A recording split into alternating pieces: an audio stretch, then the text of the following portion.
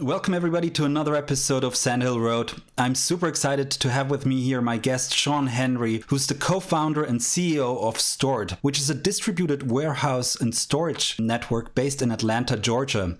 The many nodes that make up a company's supply chain are left without any way to talk to each other, share information, or collaborate. When every warehouse is run by a different company and different software, and every truck is run by a different operator, you have a logistics system that's manual, unintelligent, tech deficient, and antiquated. Sean and I started STORD with a singular vision: to build a connected world of distribution to help companies better distribute product at scale.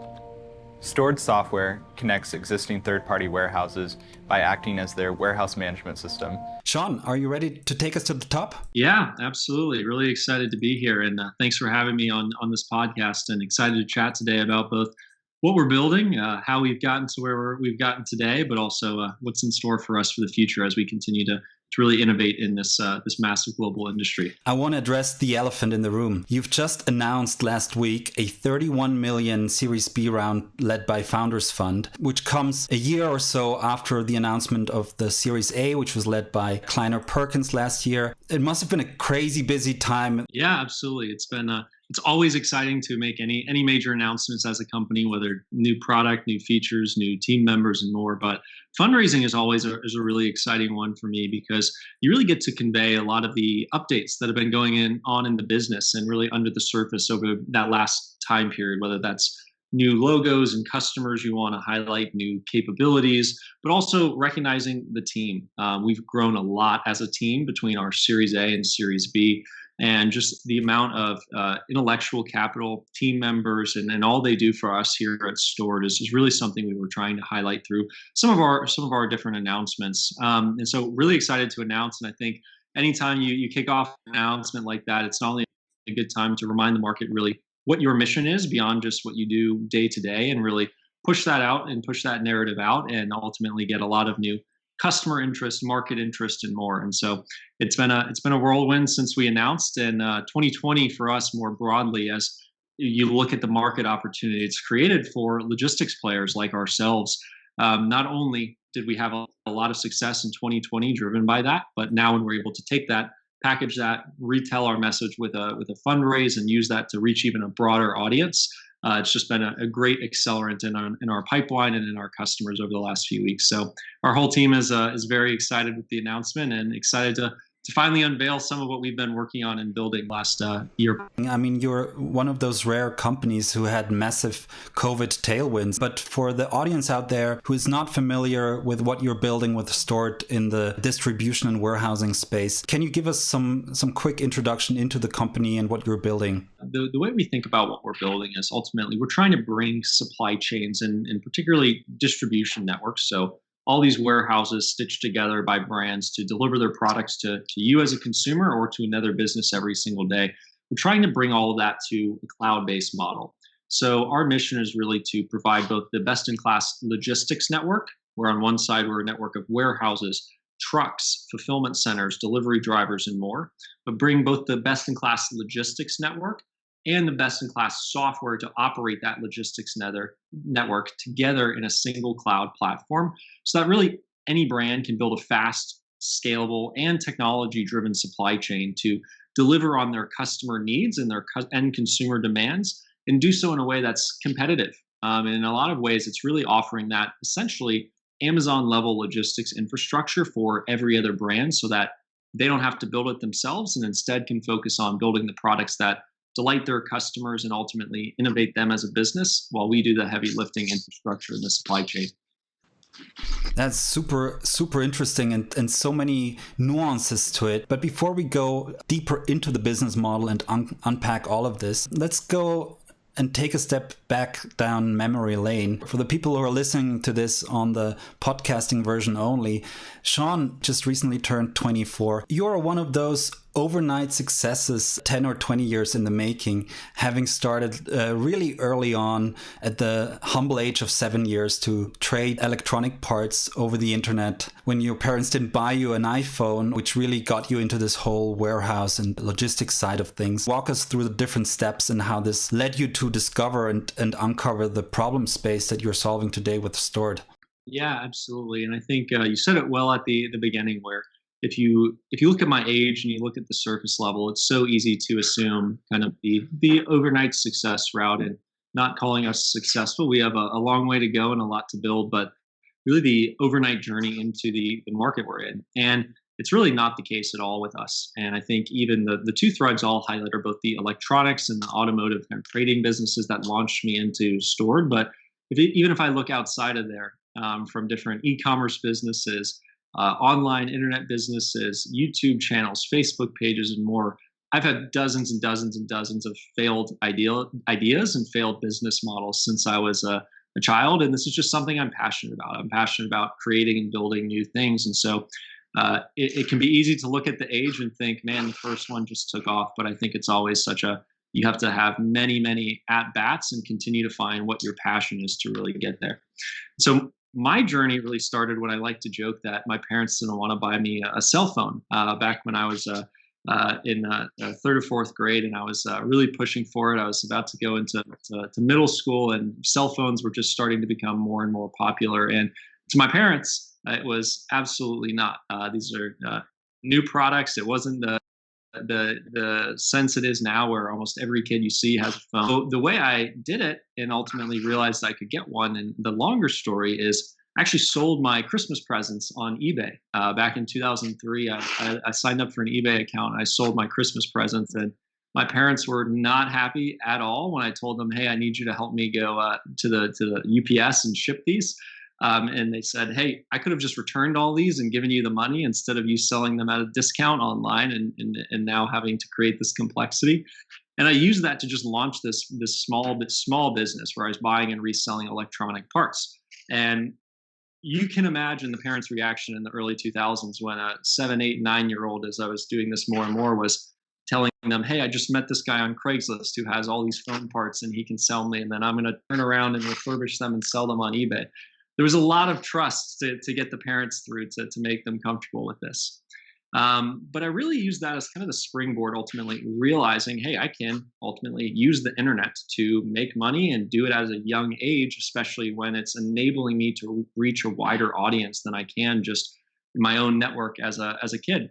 And so I was building that business. It was really interesting. I got to do more and more of the electronic side, especially as iPhones and others more smartphones started to come out in the mid 2000s. I started doing a lot of exporting of electronics and electronics parts to South America through this one business owner I met who wanted to buy in bulk. And I got this real interest in, man, the B2B side, even beyond just me directly selling to consumers online, is really interesting. Fast forward that a little bit, and I was doing the opposite. Same joke. My parents didn't want to buy me a car. I said, "Hey, it could be really interesting. I could see if I could start buying and reselling automotive parts and services." And so I ultimately started going to every dealer and distributor I could find in kind of the Southeast and greater Atlanta area and saying, "What are you guys buying? Can I group together purchase orders? Can I help you in any way? Can I manage the import process?" And eventually it was just basically acting as a matchmaker, buying from certain factories, helping import, selling it to these different distributors and dealerships, and ultimately making a small margin in between. And at this time, I was just about to go into college. I was in high school. I was probably a sophomore at the time. And there's this one company, Hyoko, that I was out in their manufacturing plant in Mableton, Georgia, and just making a purchase order. And the guy said, "Hey, our CEO's here from Germany. If you want a chance to meet him."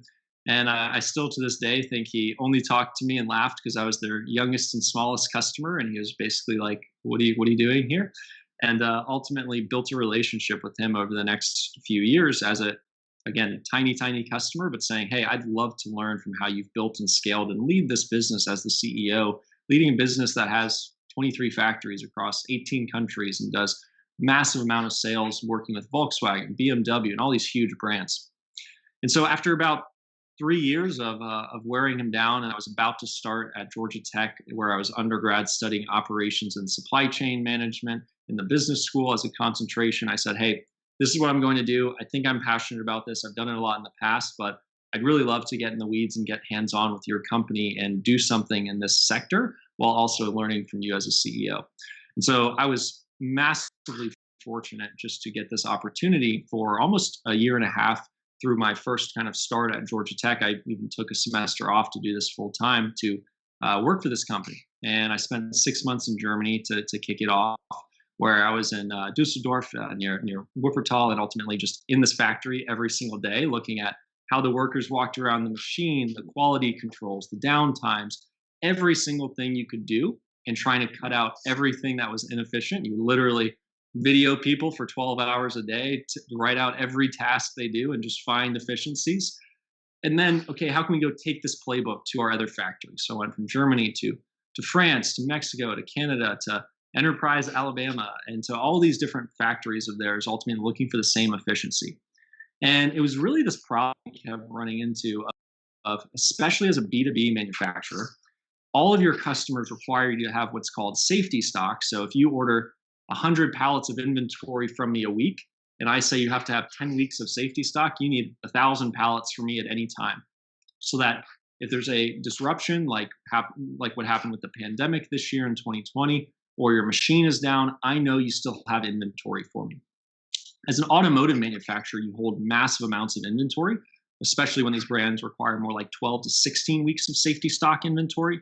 And so when it became time to how do we reduce our global inventory levels across such a distributed footprint globally, I started reaching out and realized, okay, we're using a different warehousing logistics company in every single market we're in every single country we're in. They all have different warehouse management systems. Some of them don't even have a warehouse management system at all.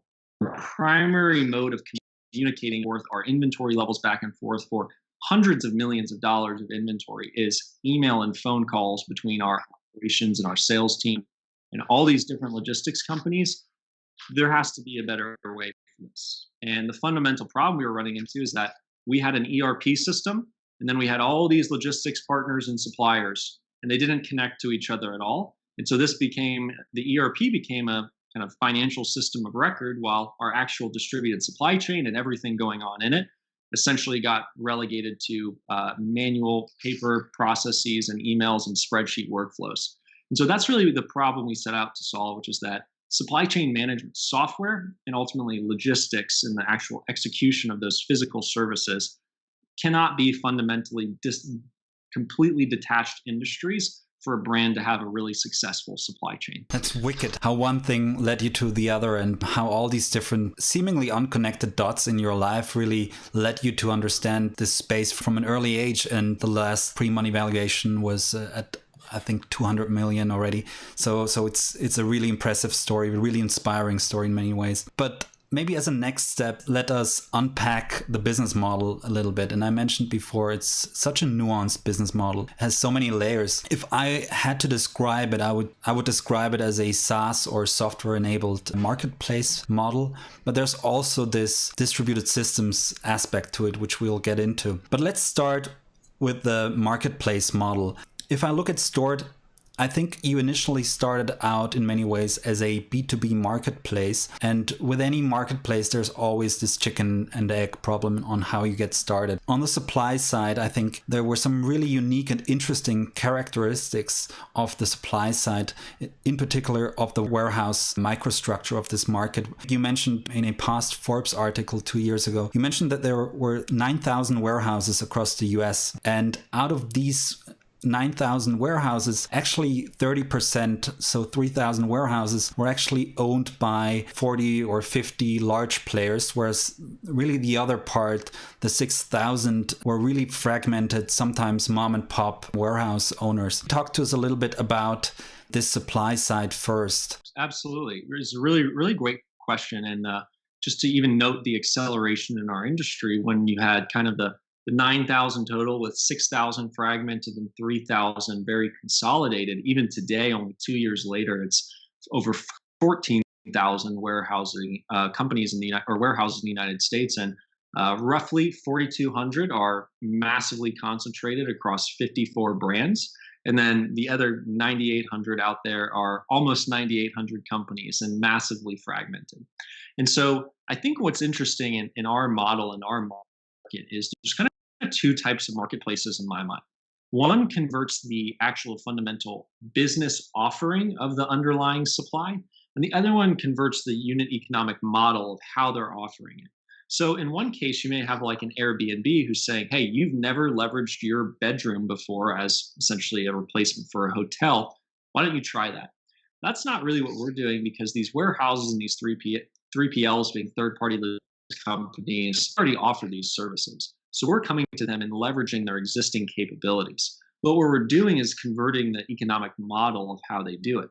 The economic model of a warehouse is traditionally a long-term lease. These operators who are the warehousing companies, they either go buy or lease their space, and they're almost like where they're ultimately trying to get arbitrage on what they're paying for their capacity versus how much they can put in that building.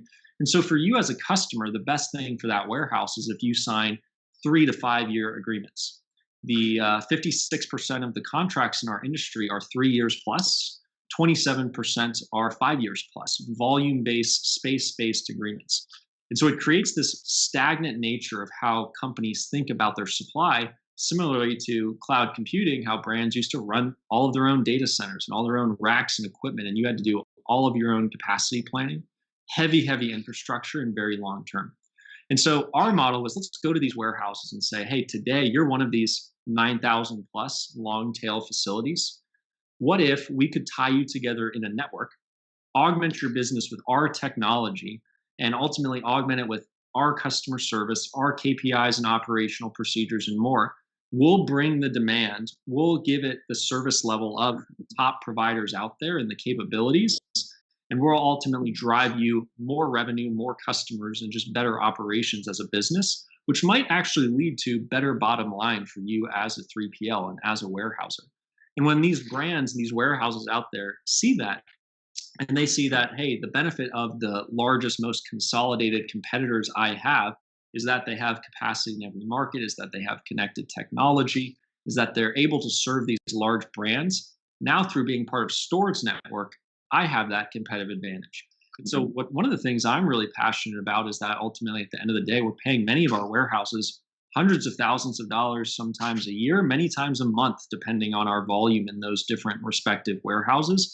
And it's fundamentally changes how that small business operates. I think we've seen a lot of these warehouses that partner with us really grow up and mature and accelerate their business. And so we're passionate about it at the end of the day, because our suppliers are small business entrepreneurs who want to compete. They want better technology. They want greater scale. And there's just such a huge pocket of opportunity on the back end of, as we build this cloud supply chain offering for the brands with the inventory to sell and to ship, we're also able to really help scale and refine how these logistics companies operate across the board too.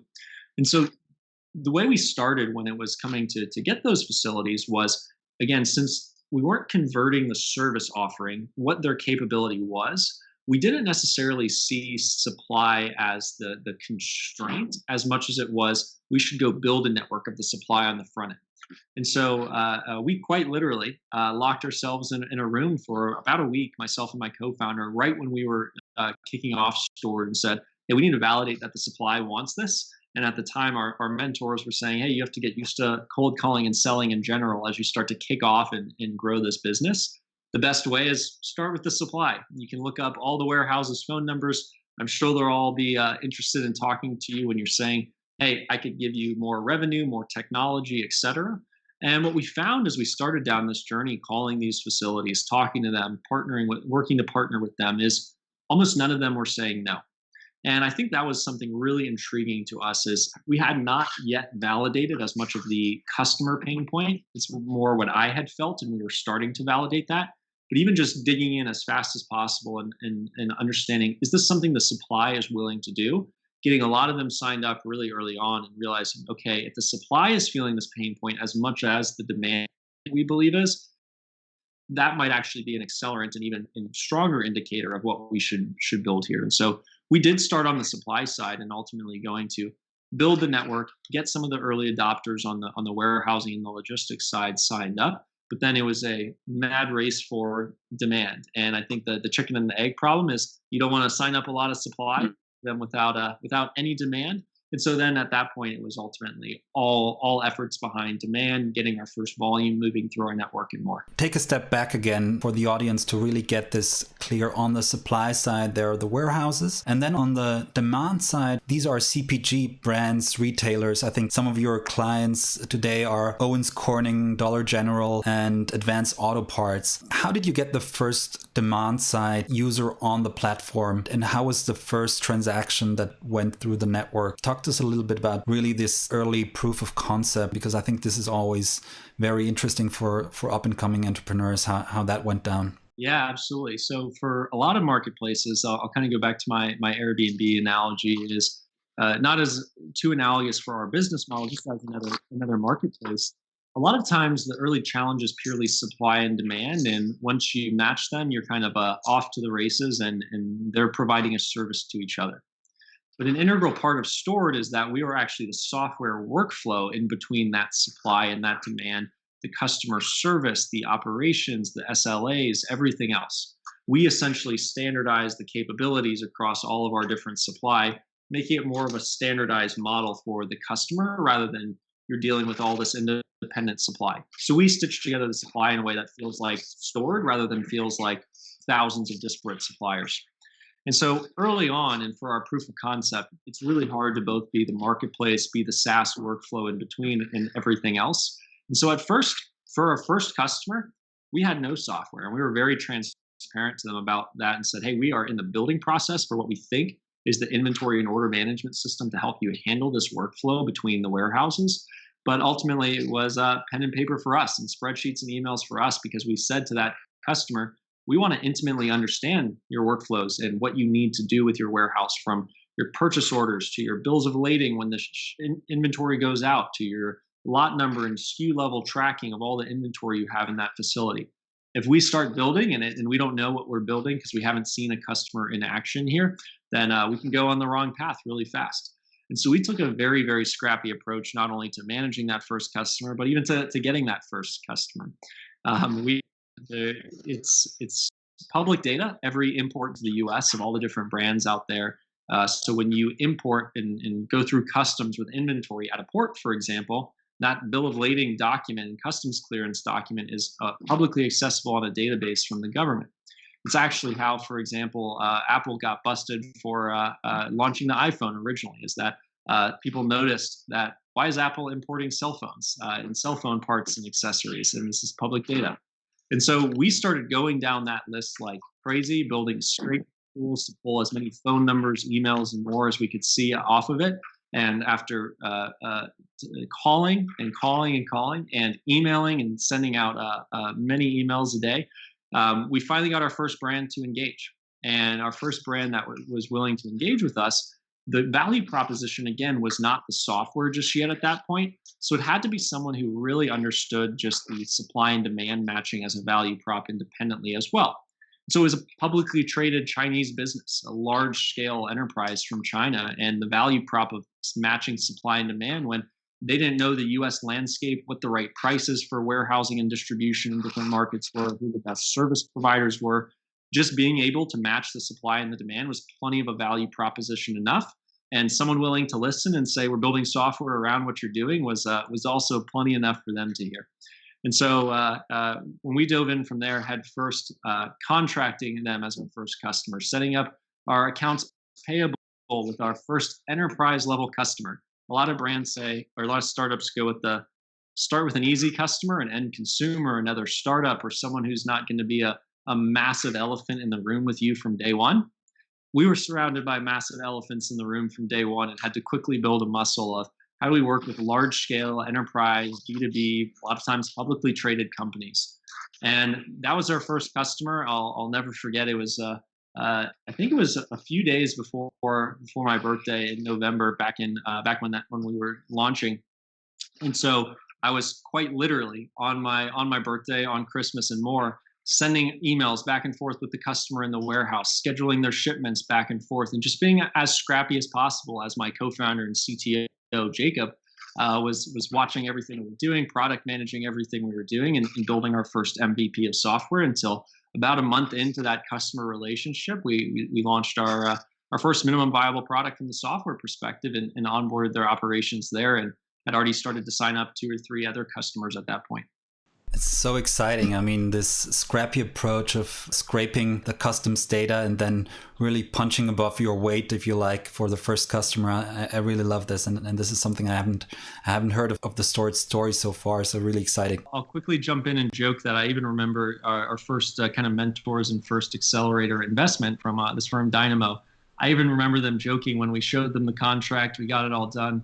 Hey, do you guys even know how to invoice a B2B large public company in China? And we were like, I guess we don't, but we'll figure it out. That's a good problem to have if that's the only problem you have as a seed stage startup. As a last point on the marketplace model, I remember you mentioning in a 2018 Forbes article that you saw as the closest peer or competitor early on this, I think, more pure play marketplace Flex, which is a Redpoint funded startup. I think they raised 130 million in total. How would you differentiate your model at this stage? Is this still a good peer? Yeah, it's a great question. And so our goal was always to build this kind of broader scale distribution network and cloud supply chain offering, which meshes both a complex logistics network, warehousing, freight, fulfillment, so for small item e-commerce, and ultimately delivery, so courier, drivers, and parcel and more. And it's a complex network, and you'll actually find startups in each of those 4 categories, whether it's someone like them in the warehousing space, someone like Convoy or Uber Freight in the freight space, ShipBob and more in the fulfillment space, and so on. So when we look at those categories, we actually span all 4 of them. And our question early on, and not only do we span all 4 of them, but we layer SaaS on top of that. But our thesis early on, we kind of asked ourselves, what do we believe we need to do to win in this market, and what creates the most stickiness and the most long-term value proposition? And for us, it was starting with the warehouse. It was your freight is a little more transactional. You can kind of turn on and off your freight providers as needed, since every truck picks up today and drops off tomorrow. It's a transaction. Your fulfillment and your last mile delivery are a little far downstream. We want to be as close to the inventory source as possible, which is upstream B2B warehousing. We want to be as close to B2B enterprise brands as possible, so we can get some network effects selling to the suppliers and the customers of our own customers who are getting inventory from our warehouses. There are other leading brands. So you're a large CPG, you might be shipping to a large retailer that could also be a customer of STORD. We thought that fundamentally the best way to optimize your supply chain is your inventory and where it's placed relative to your supply and your demand. That leads to all of your delivery costs, all of your transportation costs, your inventory holding costs, and more. And so we found warehousing to be the highest leverage point to kick off and launch and start the business. But I think what was underrepresented and underappreciated early on is kind of how that was a stepping stone in our longer term strategy to be this broader supply chain cloud model. And from there, since then, we've expanded not only from warehousing into freight as well. So the trucks between our warehouses in and out, fulfillment, so the small parcels that can also go out of a warehouse, and then the actual delivery and the parcel itself. And we've launched our more broad and robust software platform on top of that and allowed brands to decouple it. And as we've gone down that journey, our competitive landscape has really changed. And when we're in the customer's eyes, they're really either comparing us to the largest logistics provider they can find out there, like a XPO Logistics, let's say, or they're comparing us to their software infrastructure like a NetSuite, SAP, Oracle, and more, or Manhattan Associates that might be across their warehouses. And so when we come with this kind of broad networked model, the customer looks at us across those 2 lenses. Let me double click on this software layer that you were alluding to already. The way I understand it, you're building really this orchestration layer. I could say you're a software enabled marketplace. And I think initially there was some pushback when you were trying to get warehouses onto the platform because they were in the past approached by freight brokers, and that you used this software layer as a wedge into the supply side. Talk to us a bit about these many complexities of linking into the existing warehousing ERP systems, the whole inventory management tasks that you're helping companies with. It's a pretty exotic topic for most people who haven't been in this logistics industry. So maybe give us some insight on what the core offerings are there. So when we think about it, when you're trying to help both shepherd an outdated industry, and particularly really large brands within there, into a new model, it's really hard, particularly because a lot of our customers have quite literally hundreds of millions of dollars a year of spend going into their supply chains. And so it's not something where you can just say, hey, click a button and transition all that over. They have hundreds, if not thousands, of employees operating in this sector. They have tens, if not hundreds of millions of spend. And so early on, it was really key to us to figure out what is our land and expand model? What is our wedge and expand model that makes this really, really easy for both the supply and the demand in the market we're in? And so in doing that, we kind of realized our offering had to be split into kind of three broad categories. The first is the actual workflow software. The second is the actual integration layer, which I'll talk a little bit about, which is one of the more complex parts of our business. It's to enable us to be very system agnostic to the networks we walk into. And the third is the actual network, which is the marketplace itself and all the different suppliers in there. So the software aspect of our business really lives within those first two categories of the workflow software to operate and execute the logistics, but also the integration layer. And so a lot of our proposition to customers is this idea of, and to warehouses, is this idea of connect to STORD once, and it can be your last supply chain integration that you as a brand need to do.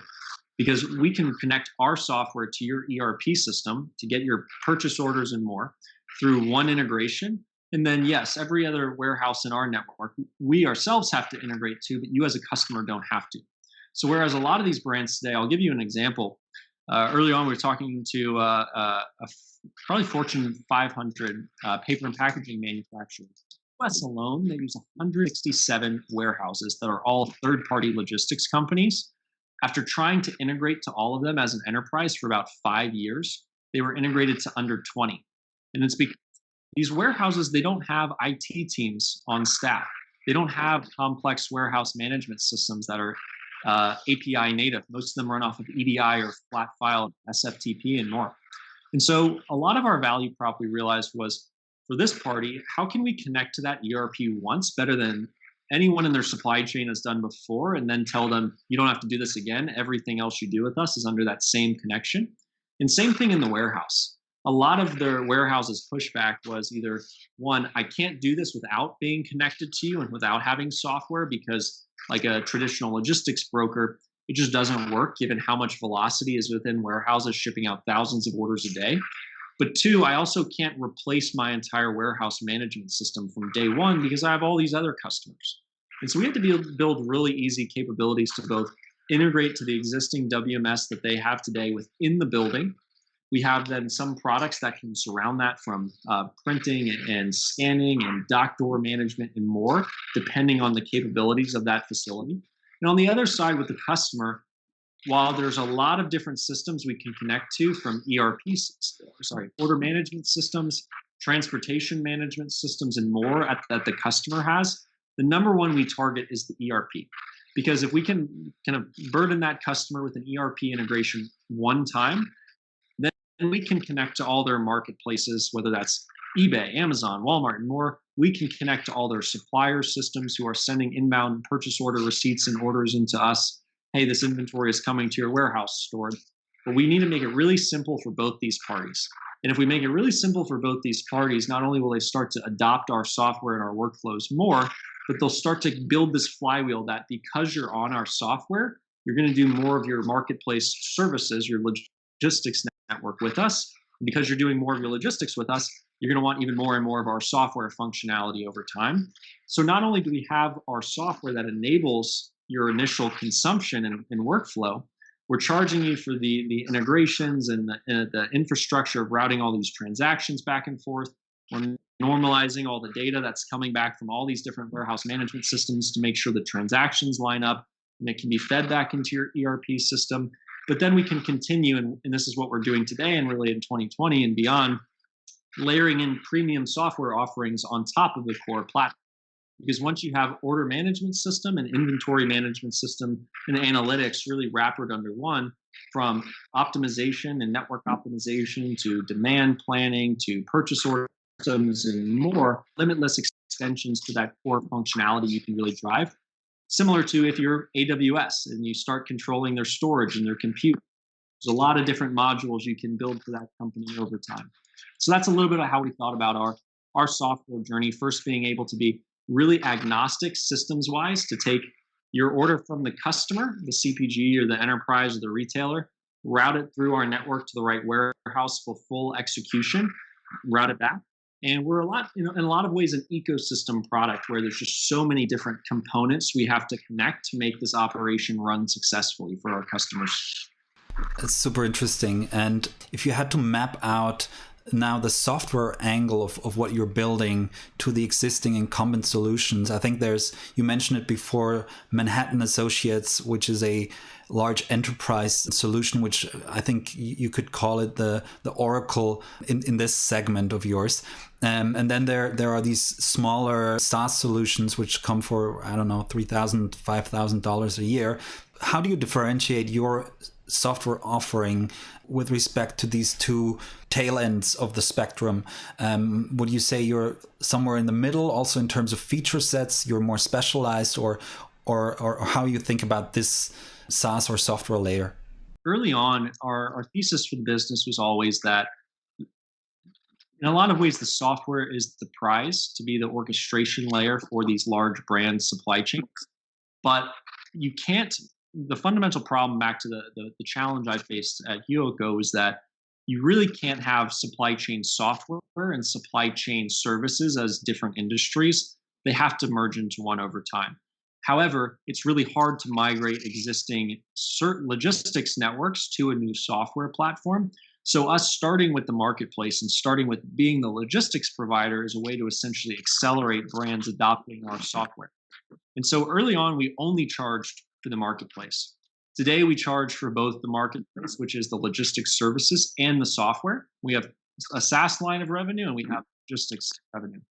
And as we think about that, it's kind of taken a journey of going from being a free software to execute your logistics with us through the marketplace to I don't want to call it nominal software price, but kind of you're paying to use the software. It's not really premium SaaS. You're paying to access it, and you're paying for the logistics services. So where we are today is really we're a premium software offering as well as the marketplace and the logistics network.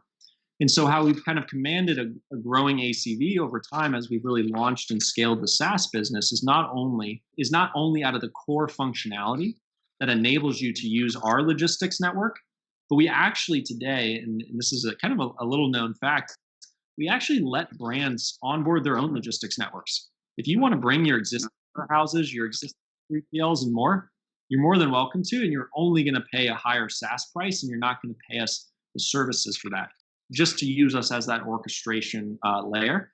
But the value prop and why we started to do that is we kind of ran into this conundrum that it takes a lot of time and energy to convert a complex existing logistics offering, so all your warehouses, trucks, to a new provider. So we get to this point where the brand would say, I have 10 warehouses across the US, 5 of them are through STORD and through your marketplace, but I don't want to leave these 5 I'm also in. How can you help me? Because I really like using your software, greater visibility. So we started saying, how about you onboard those suppliers and we'll handle migrating them to our platform, just like we do whenever we're adding the supplier ourselves and we're building and expanding our network. And so it's interesting because today we have it where your existing logistics network can be on in tandem with our logistics network. But the value prop there is the more that's on our platform over time, the more we can ultimately migrate towards our network and our marketplace offering over time. Let's move on now to the last missing piece of this business model, which is, as I mentioned in the beginning, very nuanced, and that's the distributed systems part. In computer sciences, you have distributed systems, which are networks of servers and computers, which interact with each other through a middleware that makes sure that the whole system acts as one coordinated unit. It's really this orchestration layer that helps with load balancing, helps with system resilience. And one key benefit, of course, is that it it can turn a fixed cost into a variable cost. You mentioned this analogy, this great analogy before with AWS, Amazon Web Services, S3 cloud storage units, where you as a user, as a consumer, don't really recognize when you're spilling over one unit. I think this is really one of the most interesting aspects of STORD. Maybe we can dig a little bit into that one and how you think about this on a daily basis.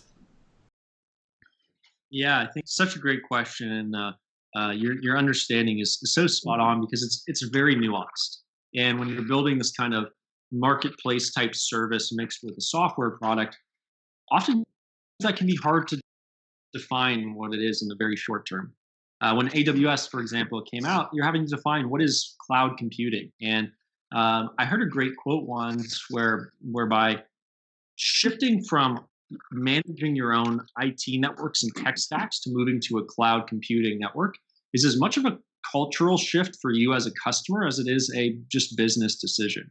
It's just an entirely different way to do that aspect of your business. So the same way that brands used to have to plan for their peak capacities on their servers and on their computing networks, it's the same thing in supply chains. Today, a brand goes and they either contract 100,000 square feet of warehousing space in the Northeast U.S. And then when it comes to, hey, I'm lagging on not getting my packages to the West Coast fast enough, but I don't have enough inventory to open another 100,000 square foot fulfillment center in that market, and I'm stuck here. Or quite the opposite, my demand just spiked and I'm now capacity constrained to my four walls. I can't handle all this fulfillment volume I have, so I'm going to be days and days behind on my orders. We take it and shift this kind of economic model from this very lease-driven, space-driven model to more like a cloud service. And I think fundamental to any cloud-like service is taking a kind of complex digital or physical service, abstracting away the complexities for the buyer and the customer, and giving them infinite scalability. And I think whether it's AWS or us, there's kind of 5 attributes that I think are massively important. I think it's you have to take away the CapEx so that you're not just spending millions or tens of millions of dollars on a fulfillment centers. In doing that, you have to convert it to a variable cost model from a fixed infrastructure to a kind of pay-as-you-go model and more like a utility. You have to give it really true elasticity and both being able to scale up but also scale down as you need. So, for example, on that note, we've had brands like one of the largest chemicals companies this year scaling up to handle tens of thousands of additional pallets of hand sanitizer products during COVID in the pandemic, that after this, they're going to have to scale down. And if it wasn't for STORD, whereby they could open, I think they have over 10 different warehouses across the US to pocket and hold that inventory regionally, to rebalance it on a weekly basis as they run out of inventory in certain markets or need to open new warehouses. If it wasn't for us, they'd be just taking down massive leases and trying to accommodate all this fixed infrastructure to handle a spike in demand or spike in need.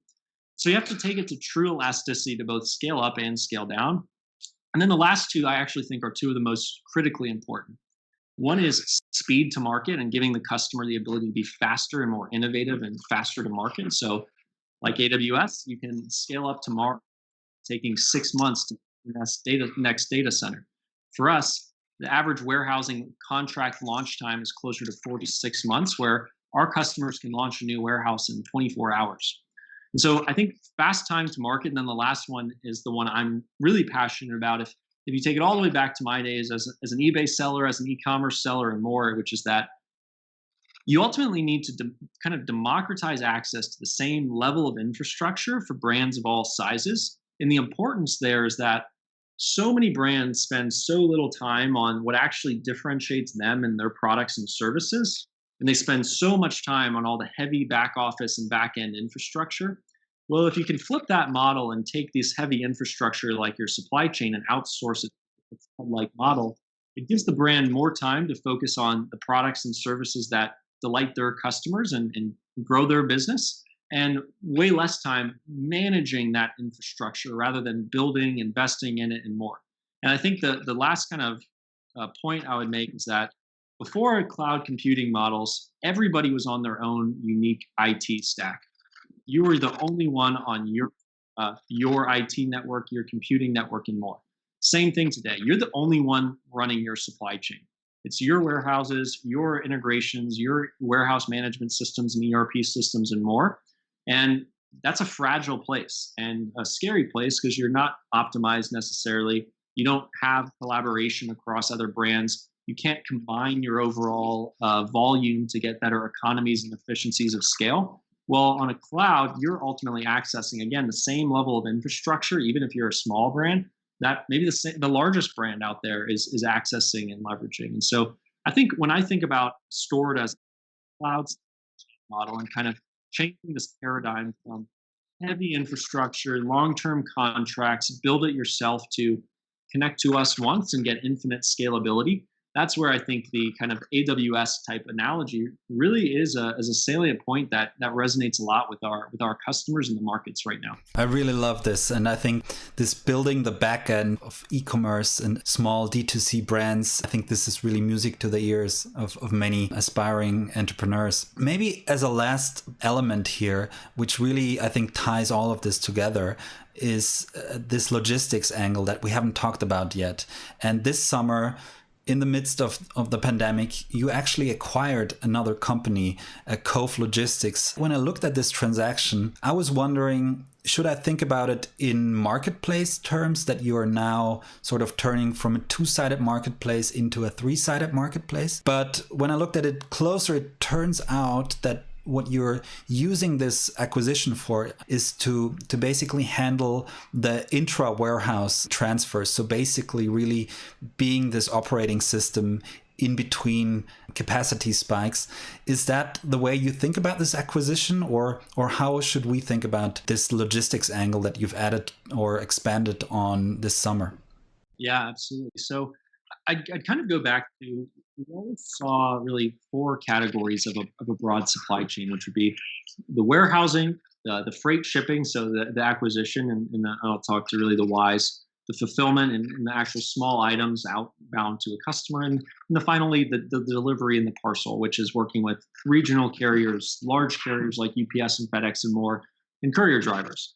So for us, we started in the warehousing space ultimately to, like I said, get the inventory moving with us, hold one of the most valuable pieces of the supply chain. However, everything coming and going to and from a warehouse, rather than a fulfillment center where it's leaving on a parcel, it's coming to and leaving the warehouse on a truck.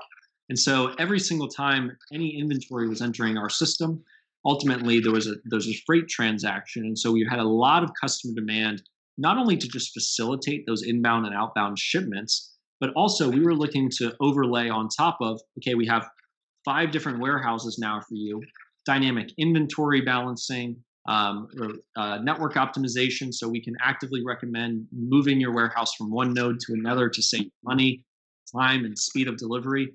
However, in doing that, and you're not offering the shipping and the freight in between, you're basically telling the customer every time, all right, here's a burden to go solve on your own. Here's something you should. And so for us to ingest the freight capabilities overall, it was, okay, now we can actually connect all these different nodes and dynamically rebalance inventory, handle the shipments in and out for our customers, abstract away more and more of the complexities, and layer in more premium software around least cost routing, network optimization, dynamic inventory rebalancing, and more. Because we're not just the nodes of space, we're the nodes and also the connection in between each of those. So that's really what drove our decision. And the build versus buy was ultimately, hey, we can spend a few months hiring all the right people, building all these capabilities in-house, or ultimately we can go leverage people who are already the experts at that, smaller company than us, and quickly ingest and get those capabilities. Sean, you raised the seed round being outside of Silicon Valley. So this is a pretty challenging situation, and everybody who has ever raised from venture capitalists knows this, that typically you need a warm introduction, and you have some of the top tier Silicon Valley firms on your cap table, with Kleiner, Perkins, obviously, Founders Fund now coming into the Series B. So maybe start all the way at the beginning. I think the first sort of accelerator, incubator round you raised was from a local firm, Dynamo, and then you had a seed round, which was in part led by Susa Ventures. And I mentioned to you, I had Leo Polovets on, big fan of him.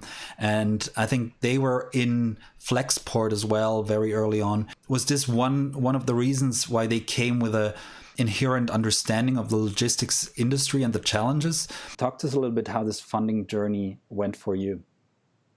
Absolutely. And I think you kind of hit the nail on the head that warm introductions are your best friend in venture capital. However, at the same time, they don't have to start with you knowing that venture capital firm. And that's something I want to be really intentional about, because frankly, when we started STORD, I didn't know any venture capitalists, and I barely knew anybody who knew any venture capitalists.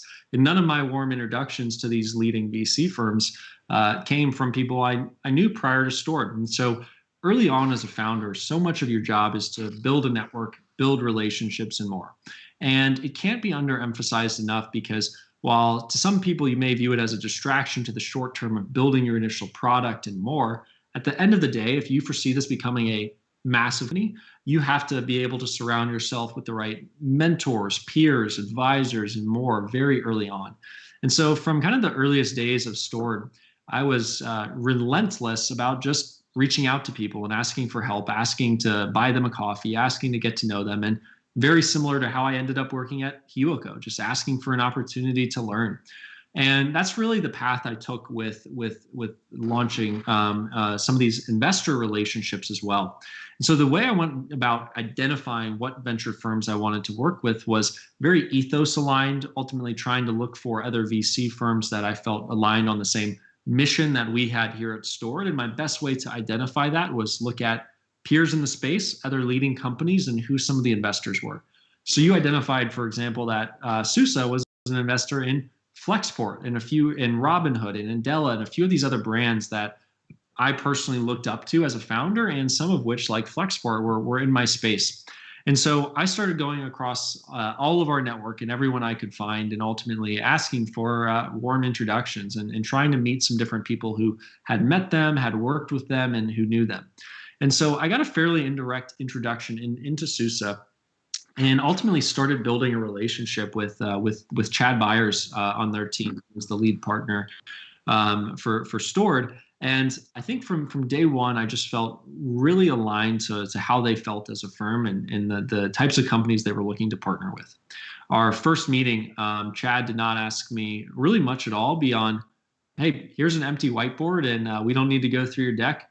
What are you guys building? And what does this look like over time? And it was challenging to map out everything in supply chains, all that we're going to touch, and create a cohesive narrative on an empty whiteboard. But it was a conversation and a partnership, and that's really what I was valuing and looking for, is these founder-friendly investors who understand the market we're in, understand what we're trying to build, and ultimately are leaning on you as the founder rather than coming in with all these preconceived notions of exactly what should be built here. And so again, it was ultimately leveraging as many people as I could find and as many warm introductions as I could find to that first institutional seed investor that was based in Silicon Valley. And I have to be honest, at the end of the day, it's kind of like a domino effect. And ultimately, that's what enabled subsequent rounds and more. And so while in that seed round, yes, we did meet plenty of other leading venture firms, some through cold outreach directly from myself, many of which through warm introductions with people I had met over the last few months, like other founders in Silicon Valley and more. But after that, I really leveraged our existing investors, like a Susa, as much as possible when it came to raise the Series A. And who do we believe are the best investors for this market at that time? And we're really searching out for who do we think is going to back this as we tried to build an industry-defining and iconic company, although potentially hard to understand early on because we're a very complex business. And we really, truly looked up to Kleiner Perkins when we were in the market deciding who to partner with. And ultimately, the way they think as a brand and as a venture firm, the way the partners operate, Ilya Fushman on their team, and getting to know him and getting to learn from him as an operator.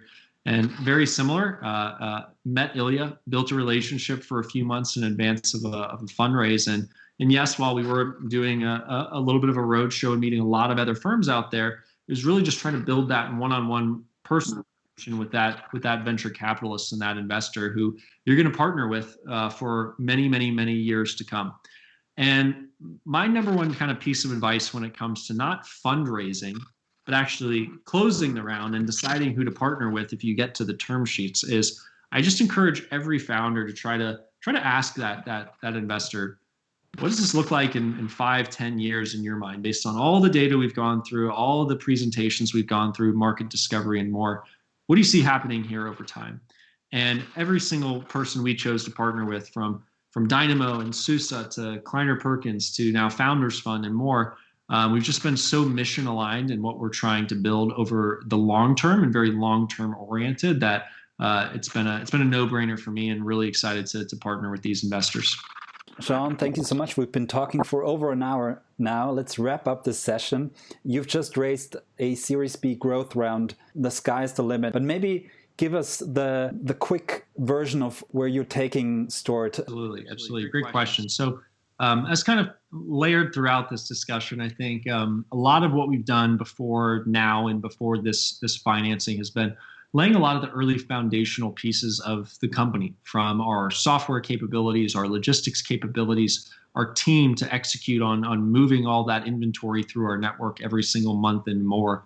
And I think where we are today is we're really seeing it all come together very fast into the products, services, and mission that our customers need and that are ready to kind of seize the gap in the market that exists today. And so moving forward, it's basically how can we really continue down our mission of essentially keeping our brands and our customers focused on innovating, delighting, and obsessing over their customers, and really pushing their supply chain challenges to the cloud and to STORD? And how can we really both embody what it means to be a cloud platform and a cloud service offering, but continue to do that not only for a lot of these leading enterprise brands we've started with, but taking now the infrastructure, economies, and efficiencies of scale that we have through working with some of these really large brands and starting to extend that down to more the mid-market and smaller brands who need to access that same level of capability. So really excited for what the future has in store for our team. We started 2020 around 40 people as a company. We're now over 130 team members holistically. And we have a decade plus of building what needs to be built in this market to come. And we're all strapped in and excited. Thank you so much for taking the time, Sean, on your way to the moon here. We'll be looking forward to follow your journey. Thanks.